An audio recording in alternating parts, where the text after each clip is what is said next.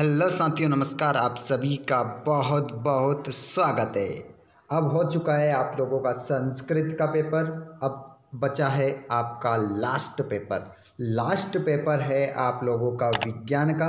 और विज्ञान का जो अब पेपर रहेगा आपका कितनी तारीख को रहेगा? वो रहेगा 23 मार्च। 23 मार्च के लिए आइए स्टूडेंट्स, अपनी तैयारी को पूरा कर लीजिए। यहाँ पर आखिरी पेपर में हम जोरदार धमाका करने वाले हैं। सभी विद्यार्थियों का बहुत बहुत स्वागत है। पूरा क्वेश्चन पेपर का सॉल्यूशन हम इस वीडियो में देखेंगे, तो वीडियो को लास्ट तक देखिएगा और हो सके तो अपने दोस्तों को भी शेयर कर दीजिएगा। और जिन बच्चों ने अभी तक भी, हमारे जितने भी ऐसे बच्चे हैं जिन्होंने अभी तक चैनल को सब्सक्राइब नहीं किया है और घंटी बटन कॉल पर नहीं करा है, सभी घंटी बटन कॉल पर कर लीजिए, क्योंकि अब आपको लास्ट पेपर की अपनी दमदार तैयारी करना है। चलिए, तो बिना देर के हम स्टार्ट करते हैं। सभी बच्चे एक बार शेयर कर दीजिए और जो दोस्त हमारे इस क्लास में जुड़ रहे हैं, आप सभी का स्वागत है विद्यार्थियों। चलिए, पहले क्वेश्चन को हम देखते हैं। सही विकल्प चुनिए। द्रव धातु का नाम है। द्रव धातु का जो नाम है वो नाम क्या है? पारा। पारा आपका सही उत्तर हो जाएगा। अगला क्वेश्चन, जी का सर्वाधिक मान होता है।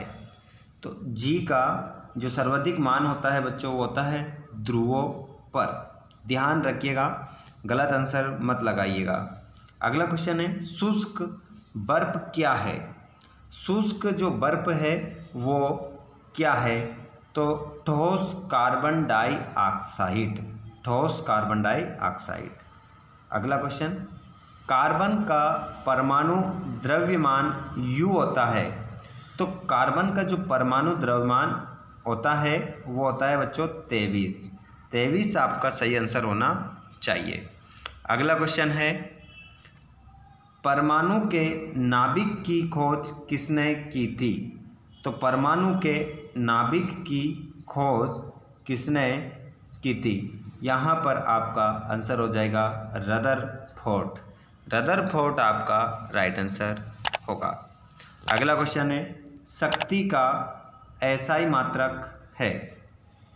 तो शक्ति का जो एसआई मात्रक है बच्चों, वो हो जाएगा आपका वाट। वाट शक्ति का एसआई मात्रक होगा। अगला प्रश्न है आपका, न्यूक्लियॉन कहलाते हैं। तो न्यूक्लियॉन जो कहलाते हैं वो कहलाते हैं प्रोटॉन एवं न्यूट्रॉन दोनों को ही, प्रोटॉन और न्यूट्रॉन दोनों को ही क्या कहते हैं? न्यूक्लियॉन कहते हैं। अगला क्वेश्चन आप देखेंगे, यहाँ पर अगला क्वेश्चन आप देखेंगे कि किसी पिरामिड का विस्थापन शून्य है तो बल द्वारा पिंड पर किया गया कार्य होगा।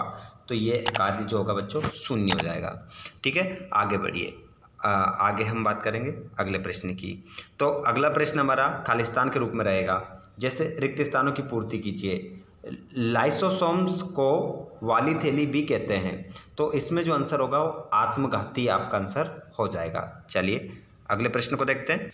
दूसरा क्वेश्चन है बच्चों इसका, परमाणु के नाभिक में उदासीन कण होता है। तो उदासीन जो होता है वो क्या होता है? न्यूट्रॉन। न्यूट्रॉन आपका राइट आंसर हो जाएगा। खालिस्तान कोशिका में हरित लवक पाया जाता है। तो इसमें आंसर हो जाएगा पादप। पादप आप सही आंसर लगाएंगे। जिसके बाद में धातुएं ताप एवं विद्युत की सुचालक होती है। निलंबन कणों का व्यास मीटर होता है। तो यहाँ पर 10-5 आपका आंसर होगा। वाष्पीकरण से उत्पन्न होती है क्या? ठंडक। ठंडक आपका आंसर होगा।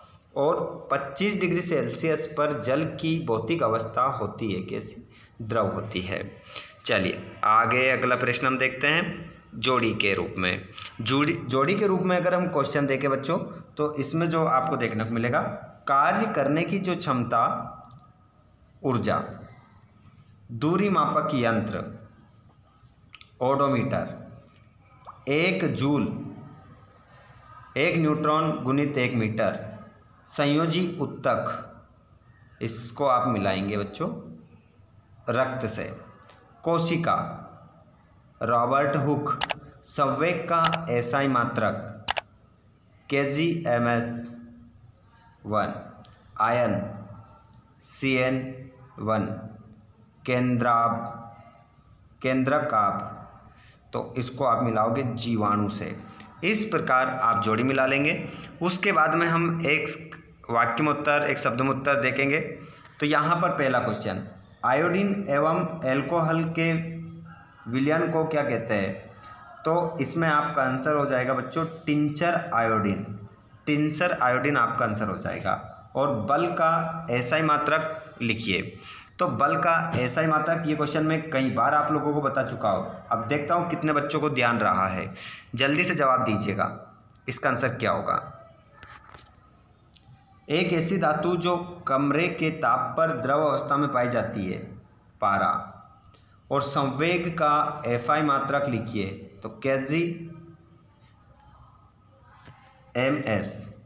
और तंत्रिका उत्तक का नाम लिखिए, तो न्यूरॉन आपका आंसर हो जाएगा। अगला क्वेश्चन, हृदय की पेशियां किस प्रकार की पेशियां हैं? तो अनैच्छिक पेशियां हैं। और कृषि उत्पादन में अपार वृद्धि को क्या कहते हैं? तो उसे हम कहते हैं हरित क्रांति कहते हैं। ठीक है, तो बच्चों यहाँ पर अब आप लोग देखेंगे 6 नंबर के और 7 नंबर के ये क्वेश्चन आपके सॉरी आईएमपी क्वेश्चन है आपकी परीक्षा की दृष्टि से। तो आप इन क्वेश्चनों को ज़रूर और ज़रूर पढ़िएगा। ठीक है, इन क्वेश्चनों के अलावा अगर आपने नहीं पढ़ा कुछ भी, तो आपको और कुछ पढ़ने की आवश्यकता नहीं है, क्योंकि ये आपकी परीक्षा की दृष्टि से क्वेश्चन पेपर में छपने वाले क्वेश्चन है। ठीक है स्टूडेंट्स, तो ये विज्ञान का हमारा वीडियो पूरा होने वाला है। आप सभी बच्चे चैनल को सब्सक्राइब जरूर करके रखिएगा, घंटे के बटन को ऑल पर करके रखिएगा, ताकि आने वाले सभी आईएमपी क्वेश्चन आप लोगों को मिल सके। ठीक है, सभी स्टूडेंट्स शेयर कर दीजिए अपने दोस्तों को। और आप इस वीडियो को कहाँ से देख रहे हैं, आपका नेम क्या है, कमेंट बॉक्स में ज़रूर बताइएगा। धन्यवाद, थैंक्स फॉर वॉचिंग।